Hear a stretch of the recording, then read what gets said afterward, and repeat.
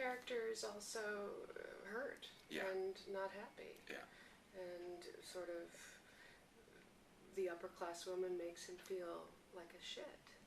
I think it's partly like that, but I think it's that as an ex-pilot in this broken society coming out of the Second World War, he has seen so much death, and all of his vitality really comes from as a response to the death that he's seen.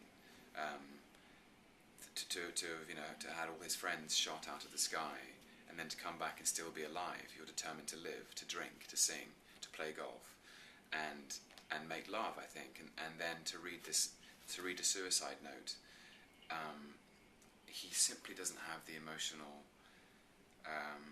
self-possession or maturity at that point to be able to hold her suicide on his conscience.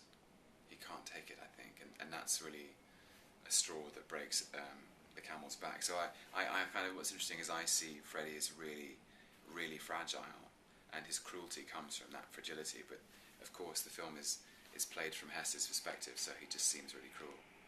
I think you bring that across, actually. I think you feel a great deal of sympathy for him. Thank you very much. I think she's trapped in a way that I find fascinating. Yeah. Because suicide has to be the only exit possible. Yeah, it's hard, isn't it? I don't know much about suicide. And I've never been able... I'm such an optimist, strangely, in my life. I wonder why they cast you as Freddie.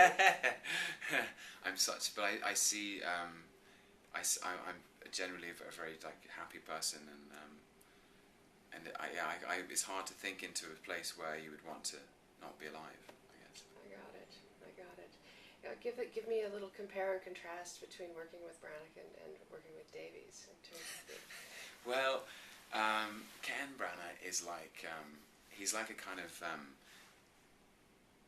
he's like a general, you know. He's the most inspiring leader, and everyone on the cast and crew feels like they're kind of united with this extraordinary mission, you know, riding off triumphantly into battle. Especially on a film like Thor. I mean, he's so inspiring and so passionate, and that passion kind of distills itself into the entire unit. Everybody feels like they're pulling together, and I love his courage. For actors, he's very, very brave in terms of every time you think you've done something. I mean, you go for the obvious choice, possibly. Your instinct takes you down the obvious route, and then he says, "Okay, we've got that. I might use that. But now that we've got that, let's try something else. Let's turn it on its head. Let's if it's a sad scene, let's try and play it for laughs. If it's a funny scene, you know, he just has a very unique and very courageous way of coaxing variety out of his performances, in a way that challenges you but thrills you at the same time. It makes you still feel safe. Absolutely. Yeah. I mean, you could ask Chris Hemsworth, Tony Hopkins, Natalie Portman, Rene Russo, we'd all say the same thing. Terence Davies is able, between take one and take two, to quote a stanza of T.S. Eliot, and somehow it's the right thing that you need to hear. It somehow makes the scene better. It's really remarkable. He's a poet and a painter. And different, of course, because, you know, Ken's an actor, and so he knows what it's like to be occupying that space in front of the camera, and, you know, maybe you've got 20 minutes to shoot your side of a scene, and he's very, very sensitive and economical. And Terence also is just has a very sensitive soul, and you know, between takes he might quote you a sonnet or something. Now, working with Rachel, were you two speaking the same language of cinema? Was that something you had to work hard to get to the same place? Actually, no, not at all. It was the first time I met Rachel. We were holding hands from day one. So I mean, I think she's a fantastically brave actress, and direct, and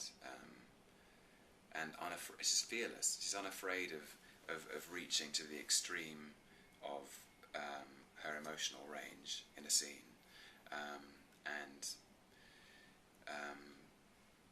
revealing herself, revealing, you know, things that don't belong to her at all.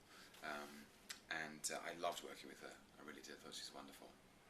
And what else is coming out of all of this fruition? I mean, your Hollywood is all over you now. What's going on with that? I don't know. I just take every day as it comes. How are you going to make the choices that you have to make? What kind of rules are you going to follow?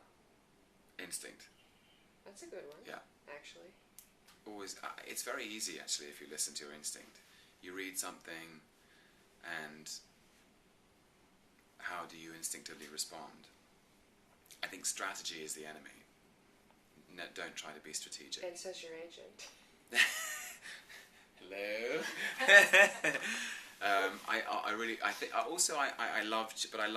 love surprising myself and chasing challenges. You know, I'd love to keep stretching what I think I'm capable of. I mean, this last year I didn't.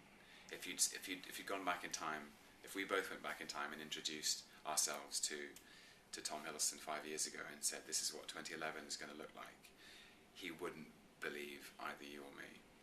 So already I'm in a kind of I'm sitting here rather surprised by the whole thing. What was the engine of it? Was Thor the engine of the shift? Actually, the shifts have happened in me before Thor in a funny way. I know that sounds odd, but I started to conceive. I suddenly realised that I'd placed a glass ceiling on my expectations, imposed only by me.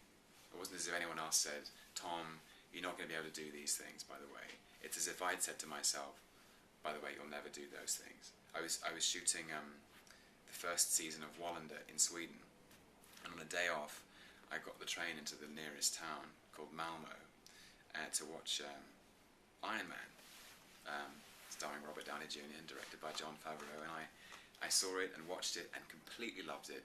And at the end, a great movie. It's a great movie, and I said to myself, that's such a good movie. I'll probably never make a film like that. And then cut to 3 years later, and I'm in a scene with Iron Man in the Avengers. So I think there was a shift where I just started to believe that everything was possible.